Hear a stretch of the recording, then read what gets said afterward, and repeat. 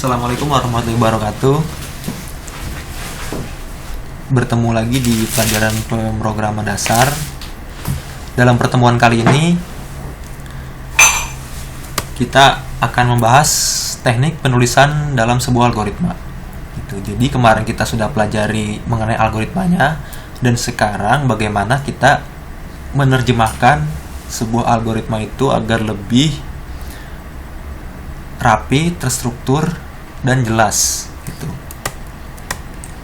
Nah, teknik penulisan algoritma merupakan sebuah cara untuk menuliskan sebuah algoritma agar lebih kompleks dan terstruktur sehingga dapat diimplementasikan ke dalam bahasa program. Teknik penulisannya di sini ada 3. Yang pertama menggunakan bahasa natural. Bahasa natural ini merupakan bahasa yang mudah dipahami dan sangat sederhana, menggunakan kalimat deskriptif.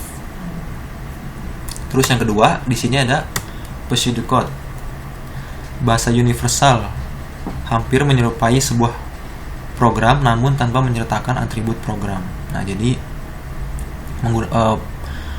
penggunaan pseudocode dalam penulisan algoritma ini dia sudah hampir menyerupai dengan bahasa program, tapi tidak menyertakan seperti tipe data, variabel gitu.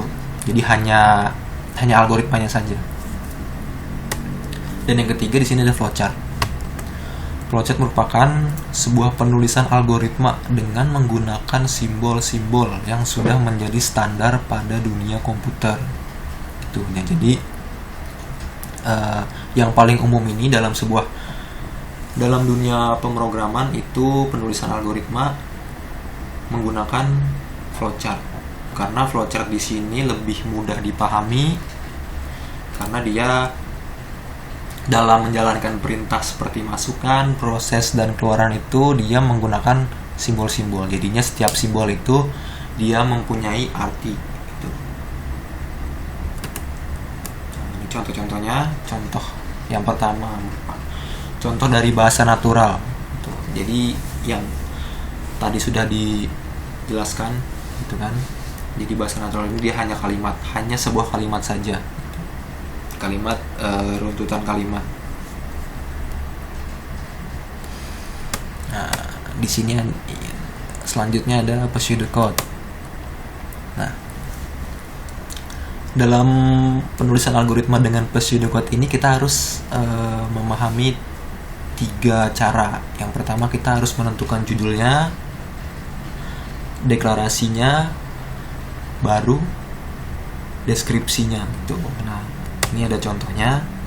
Nah, di sini kita judul algoritmanya itu yaitu untuk menentukan luas sebuah persegi panjang.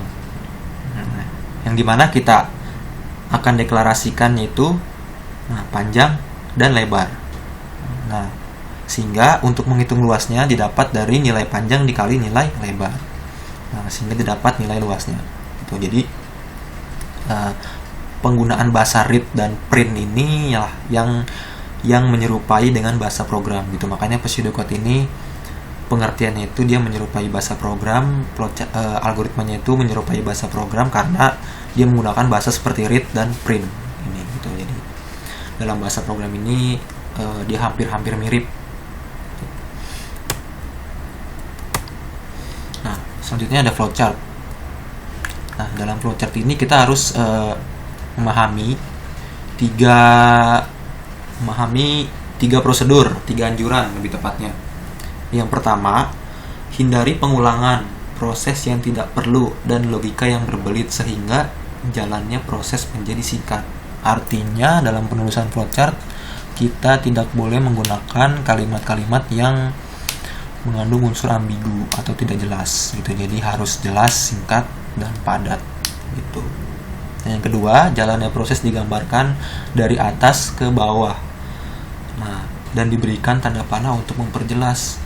Jadi dari mulai masukkan, proses hingga keluaran itu dia step by stepnya dijelaskan dengan tanda panah gitu. Terus yang ketiga, sebuah flowchart diawali dari satu titik start dan diakhiri dengan end. Ini ada penjelasan dari berbagai simbol flowchart.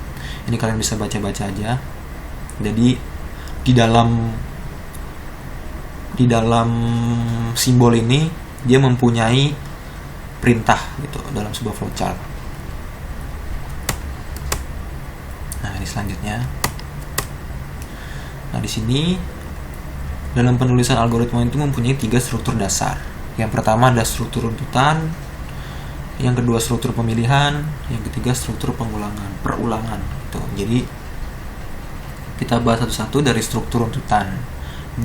Struktur runtutan ini digunakan untuk program yang pernyataannya sekuensial atau urutan. Jadi ya seperti ini contohnya. Dia tidak menggunakan sebuah pemilihan gitu, pemilihan atau pengulangan. Jadi dari awal sampai akhir ini beruntut gitu, seperti itu contohnya. Nah, contoh yang kedua di sini ada struktur pemilihan percabangan. Nah, di situ jadi di sini kita untuk pemilihan di sini untuk menyeleksi. Nah, untuk menyeleksi apakah di umur di atas 17 tahun atau di bawah 17 tahun itu boleh menonton bioskop atau tidak gitu. Nah, jadi di sini ada pemilihan. Ada kondisi pemilihan. Jadi umur kurang dari 17 tahun, nah, maka di sini masuknya tidak boleh menonton. Jika umur lebih dari 17 tahun, maka di sini masuk boleh menonton. Gitu. Jadi di sini masukannya itu berupa usia. Gitu. Nah, di sini ada yang ketiga ada struktur perulangan. Nah, perulangan ini contohnya untuk program untuk mencetak sebuah kalimat, saya tidak akan mengulangi perbuatan itu sebanyak 100 kali gitu. Jadi kalimat ini akan diulang-ulang sampai 100 kali, dari 1 to 100, artinya dari 1 sampai 100.